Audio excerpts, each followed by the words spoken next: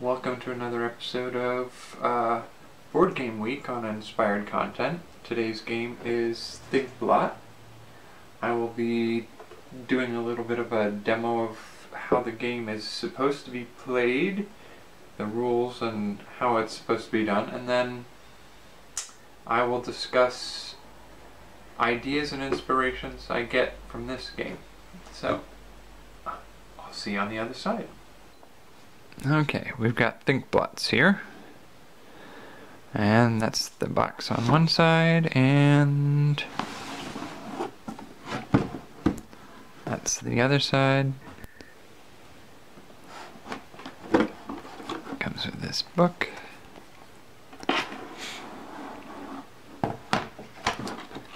Comes with a die. Support. Comes with this, which has these pieces that come off of it. This thing. And a tablet full of these, which I almost never use these forms that come with these games. The way this works is take a couple pieces out.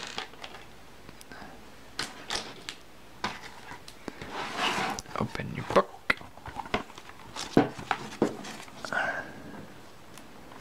And this part folds. It's not the best fold, but it works.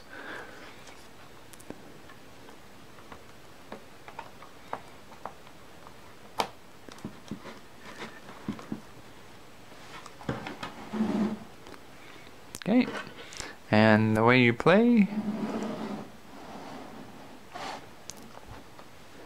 is you start on start point.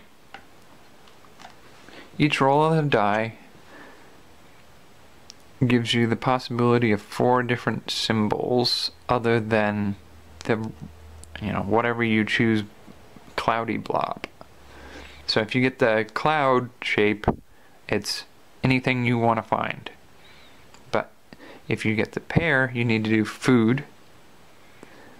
If you get the ladybug, you have to do creatures. If you get the person, you have to do people. You do the shirt or dress, you have to do something wearable. So clothing, costumes, jewelry, that type of stuff. And then scoring is for each unique answer, players score 2 points. If 2 players have similar answers, they score 1 point each. If you are rolling a blot, there is an extra bonus image on the back of any card that if you guess that or you find that, then you get bonus points. But for the majority of gameplay, what you'll do is roll.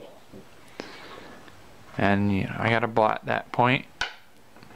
And so we turn over the hourglass.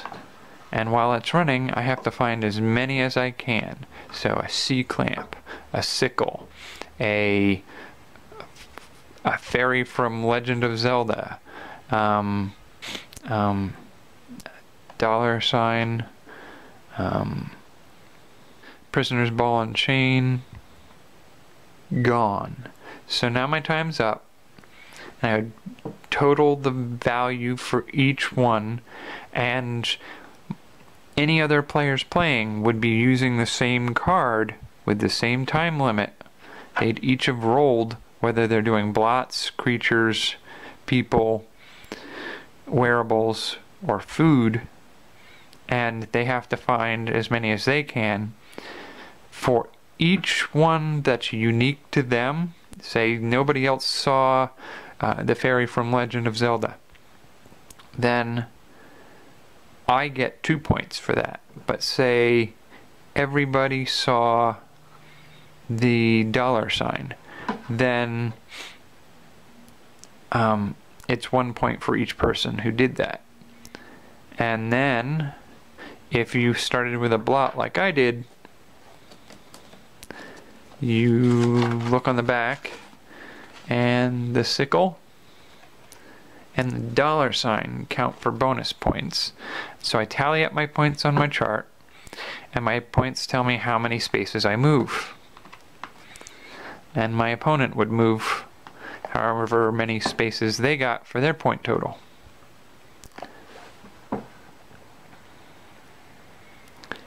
And you do this round after round. You go all the way down the scale.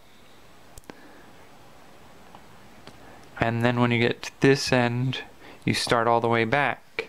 The first person to finish wins the game. And that's the way the game is played.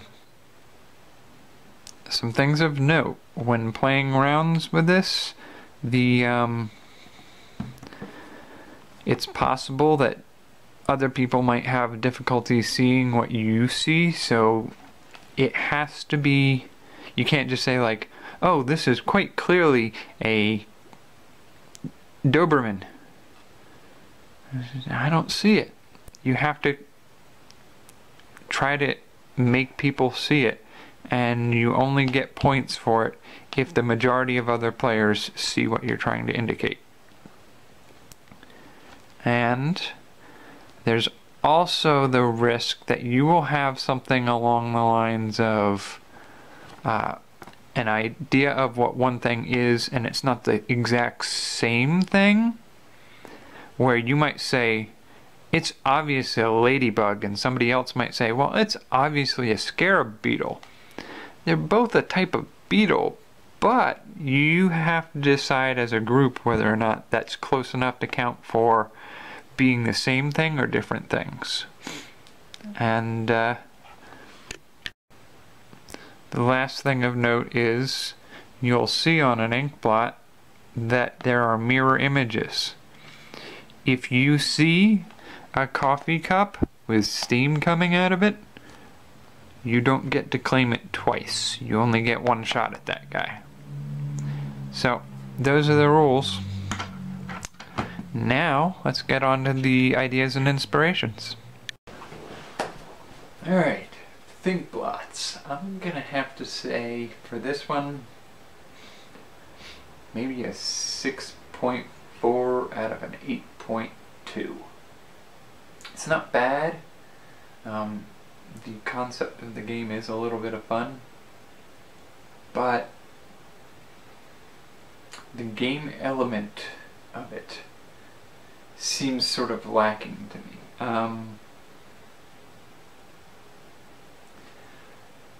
It's essentially just a race game with a sort of who can acquire the most points mechanism. Basically, you're trying to get the most points for finding the most things within the ink blots, and it's just, I mean, it's lacking story and inventiveness, I think, to a certain degree. I mean, it's got some imagination in there, and I think it has ability to expand a little bit more. So, getting into some of those ideas,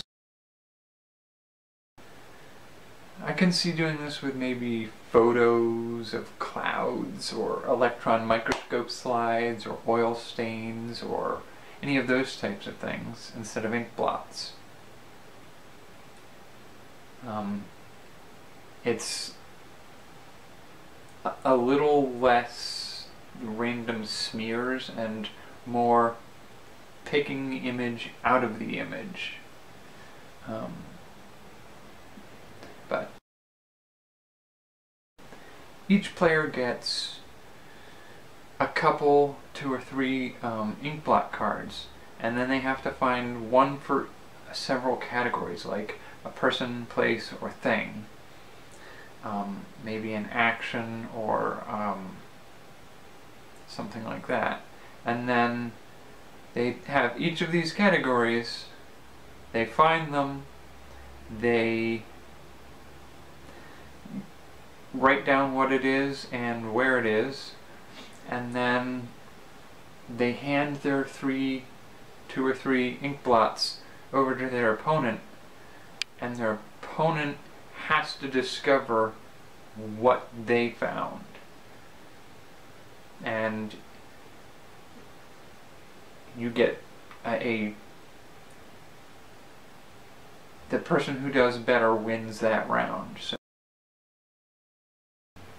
a player looks at an ink blot and finds something, a shape or something, and they have to get their teammate in a certain set of time to guess what it is and find it in the ink blot by telling a story about it where you don't name it, you don't indicate at it, you don't, it's sort of like Pictionary, but instead of trying to draw a picture to illustrate an idea, you tell a story to get somebody to find the ink blot in the image. Each player gets their own ink blot, and then say player 1 finds a character or a setting or something like that, and then their opponent finds a way to create a challenge. So their character meets a villain or is put in prison or something like that. But they can only find those things in their own cards, in their own ink blot. And the first person continues to try to resolve all those aspects by telling the story of their character facing all those problems. And when he gets to a point where he's stumped, it goes over to the other player. And you go back and forth like this until the first player to account for all of the ink on their page wins. So when there's not any one blob that's not accounted for in some part of the story, then that person wins. Two teams of at least 2 players split up, and one set of opponents each has a card with an ink blot on it, and they have to describe to their opponent what is on their card. The opponent has to then draw that image, and they leave those cards and go back to their teammates with their drawings.